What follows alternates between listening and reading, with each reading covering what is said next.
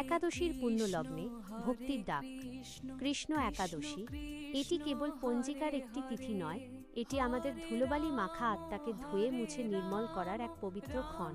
আমাদের জীবন যখন হতাশা, ক্লান্তি আর না পাওয়ার বেদনায় ভারী হয়ে ওঠে, ঠিক তখনই কৃষ্ণ একাদশী আমাদের জীবনে নিয়ে আসে নতুন আলো, নতুন আশা এবং এক অসীম আত্মিক শক্তি।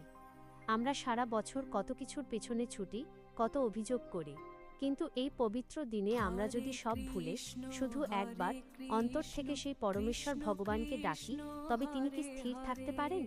না, পারেন না। তাঁর কৃপাধারা তখন আমাদের সব দুশ্চিন্তা ধুয়ে দেয়। তিনি অবশ্যই আমাদের জীবনে শান্তি ও কল্যাণের পথ দেখাবেন, কারণ তিনি যে ভক্তের পরম সখা। আসুন হৃদয়ের সবটুকু আকুতি ঢেলে দিয়ে একবার তার নাম জপি।